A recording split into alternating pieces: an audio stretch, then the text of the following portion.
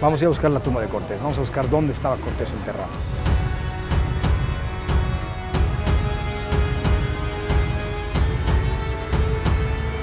Buenas tardes. Fíjense que estamos buscando la tumba de Cortés. La última vez que yo escuché decían que los restos de él estaban en el hospital que está aquí. De Jesús. En el hospital de Jesús. Estuvieron en otros lugares, pero que finalmente los llevaron allí, que es el hospital que él fundó, ¿no? Ajá. Gracias. Cerca de aquí. Sí, son. Está cerca, 2 cuadras.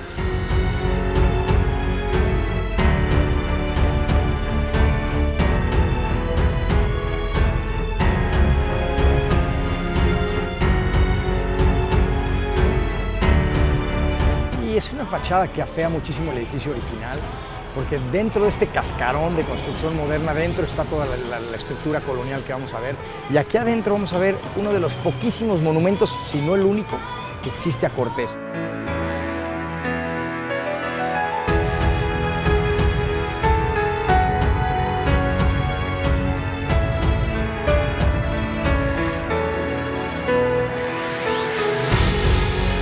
Es un monumento como fundador del Hospital de Jesús, no es un monumento como héroe nacional, y es la copia exacta del busto que hizo Manuel Tolsá, y el busto y otras cosas de la tumba de Cortés son mandadas a Nápoles, haciendo pensar que también van los restos. Y este es el único que tenemos aquí. Existe una placa conmemorativa del cruce por Cortés y sus tropas ahí entre los dos volcanes, Paso de Cortés justamente, pero es una placa conmemorativa de la expedición, no es un monumento a Cortés como tal. Y luego también teníamos un monumento a Cortés ahí en Cuernavaca, donde era el Casino de la Selva, algunos se acordarán. Él va a tener que pasar sus últimos días yendo a España.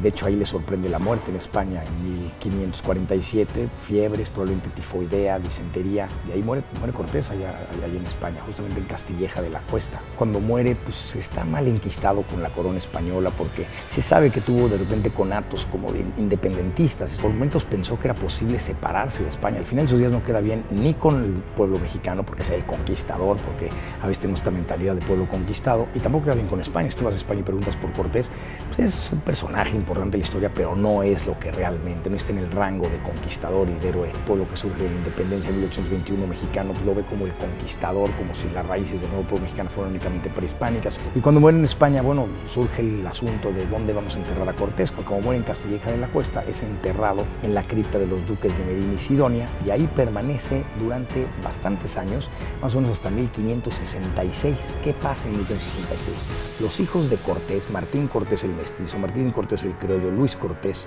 ellos empiezan un movimiento en contra de la corona, un movimiento disidente, empiezan a conspirar contra la corona por las medidas que toma el gobierno español en contra del sistema que había impuesto Cortés, que era un sistema relativamente benevolente para los colonizados. Y por lo tanto mandan traer los restos de su papá aquí a México para usarlo como un estandarte para su disidencia, justamente. Cuando viene de regreso pasa algo embarazosísimo, porque resulta que los descubren y los meten a la cárcel y llegan los restos de Cortés a México, ¿no? Entonces, ¿qué hacemos con los restos de Cortés? Entonces los mandan a enterrar allá en un convento franciscano en Texcoco, junto con los restos de su mamá, y ahí permanece enterrado durante un tiempo, hasta que finalmente Pedro Cortés, me parece que es un bisnieto de Cortés, lo manda a traer desde Texcoco y lo entierran en otro convento en el sur de la Ciudad de México. Y ahí va a permanecer enterrado hasta 1796 más o menos, en el que eventualmente el virrey Güemes decide hacerle honor a Cortés. De hecho, él quiere como una especie de reconciliación entre conquistados y conquistadores. Prohíbe, por ejemplo, el festejo en agosto de la conquista de la Gran Tenochtitlan para que no haya este resentimiento de los conquistados, pero al mismo tiempo quiere rehabilitar a Cortés como un hombre que fue el conquistador, pero al mismo tiempo fue el fundador del mestizaje. Y entonces cuando lo sacan de allá, lo sacan de este convento del sur de la Ciudad de México y se lo traen para acá. Y entonces va a ser enterrado en esta iglesia antigua del Hospital de Jesús, a donde vamos a ir ahora. Una vez que se suele la independencia de México, todo este intento del virrey Güemes de reconciliar se pierde, porque el nuevo mexicanismo, toda la historiografía del siglo XIX, toda la ideología del siglo XIX y del siglo XX, pues es antihispana completamente.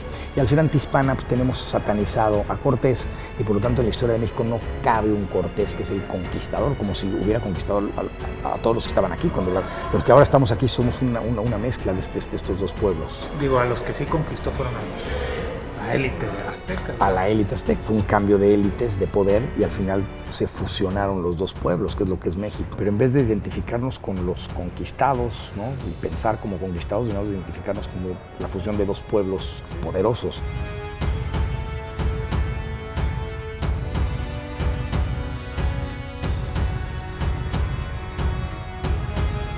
Nuestra ubicación es calle de República del Salvador, Pino Suárez, 20 de noviembre de ese lado, y estamos en la iglesia que era la antigua iglesia del Hospital de Jesús, ahora iglesia de Cristo Nazareno, y es donde están justamente enterrados los restos de Cortés. Aquí están. Es una de las iglesias más antiguas también fundadas. Y en el interior, como veremos, están ahí los restos de Cortés.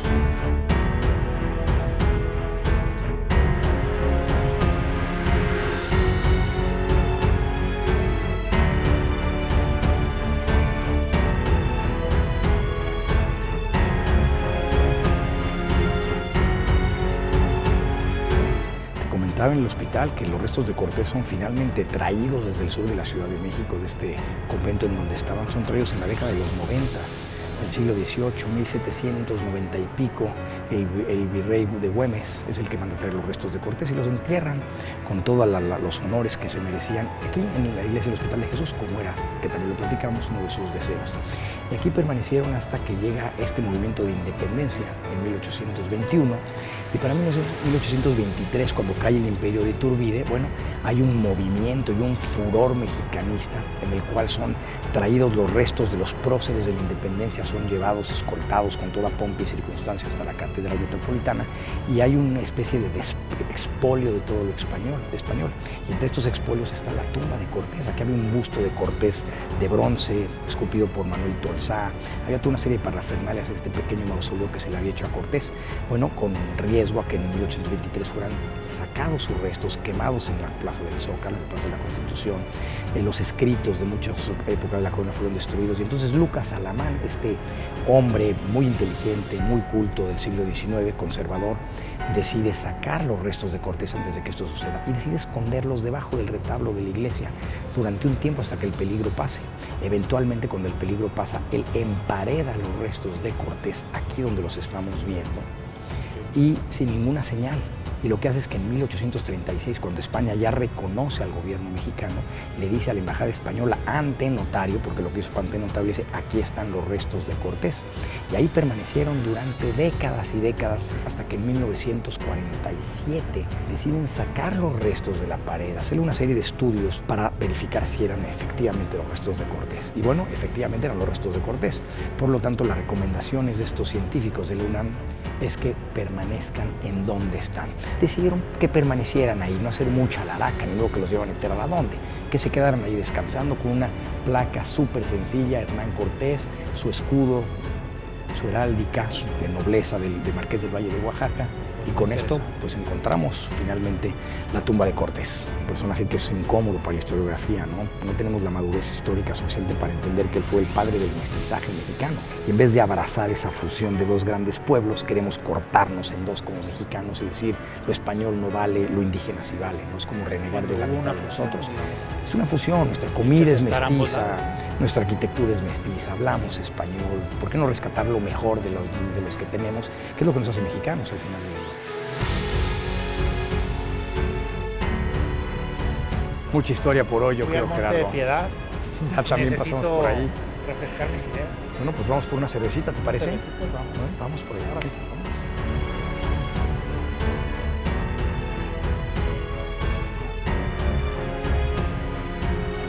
Pues salud por el personaje de nuestro programa, Hernán Cortés. Un personaje muy polémico. Muy polémico donde los hay. Salud. Venga.